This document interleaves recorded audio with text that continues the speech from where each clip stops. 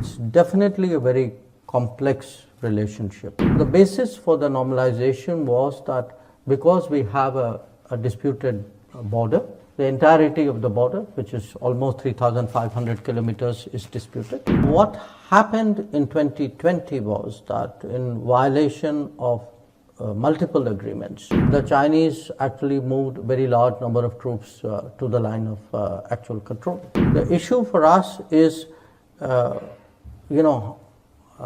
why they have disturbed that peace and tranquility, why they moved those troops. I would say roughly, you can say about 75% of the disengagement problems are sorted out. Trade has got affected and the exchanges have got affected. So it is not normal, I mean, to put it very politely. Any radical shift or change of presence in the Indian Ocean is something we will take into our security calculus. Of course, one key question is about the relationship between India and China. We have seen difficult moments in the Himalaya on the border. We see a kind of competition in the Indian Ocean. How would you describe the relationship between China and India? I'll need a lot of adjectives. I mean, it's definitely a very complex relationship because if you look at it, these are two civilizational states. They have a long history.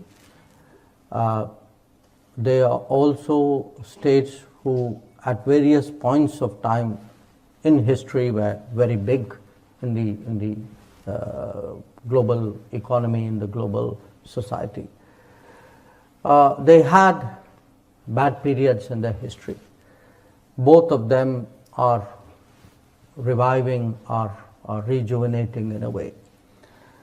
And also as civilizational societies, they are, their borders, their identity, their interests, these are getting more sharply defined, which happens in a more modern age. And they are the only two countries which have a population of more than 1 billion. And what happens normally when any country rises is it has ripple impact on the neighborhood. Now these two countries also have the singular honor of being each other's neighbors. So each one's rise has a ripple impact. They have a common neighborhood as well, and they are neighbors to each other. So if you look at all these factors, and they have different political systems, they have different economic systems. So if you take the totality of this, you can understand why I selected a safe but expressive word like complex.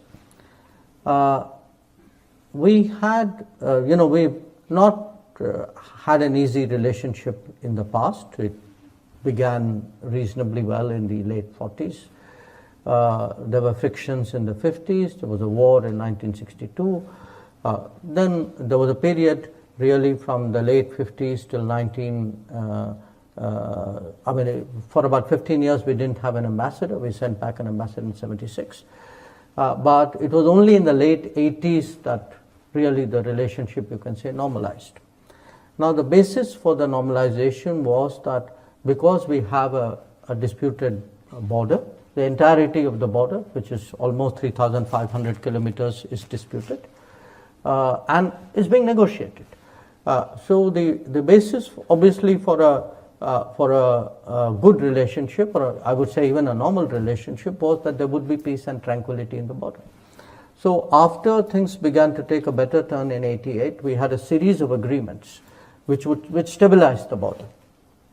Then trade began, more contacts, politicians, generals, tourists, all what normally neighbors do. Now what happened in 2020 was that in violation of multiple agreements, for some reason which is still not entirely clear to us, we can speculate on it, the Chinese actually moved a very large number of troops to the line of actual control. at the border. And naturally, in response, we moved our troops up. It was very difficult for us because we were in the middle of a COVID lockdown at that time. They had come out of COVID, that first round of COVID. Now, we could see straight away that this was a very dangerous development because the presence of large number of troops in those extreme heights and extreme cold in near proximity could lead to a mishap. And that's exactly what happened in June of 2020. So the issue for us is, why they have disturbed that peace and tranquility, why they moved those troops, and how do you now deal with this very close-up situation? So we've been negotiating now for close to 4 years, and the first step of that is what we call disengagement, which is that their troops go back to their normal operating bases and our troops go back to our normal operating bases, and where required we have an arrangement about patrolling, because both of us patrol regularly in that border, because as I said, it's not a legally delineated border. Those negotiations are going on. We made some progress. I would say roughly, you can say about 75% of the disengagement problems are sorted out. We still have some things to do. But there's a bigger issue that, if both of us have brought forces close up, and in that sense, there's the level of militarization of the border has increased. How does one deal with it? I think we have to deal with it. But in the meanwhile, after the clash, it has affected actually the entirety of the relationship, because you can't have, violence on the border and then say the rest of the relationship is insulated from it. So trade has got affected, and the exchanges have got affected. So it is not normal, to put it very politely. We hope that if there is a solution to the disengagement and there is a return to peace and tranquility, then we can look at other possibilities. So that is the immediate issue. But I think there are larger issues in respect of India-China.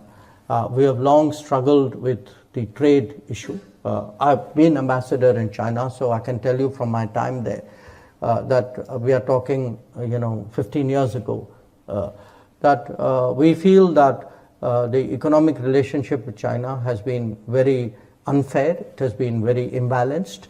That we don't have the market access there. They have much better market access in India. We have concerns today. Again, this is autonomous of the border situation in various areas, technology, in telecom, in digital, and those are issues. And now, as you've said, we also do monitor very carefully what happens in the Indian Ocean.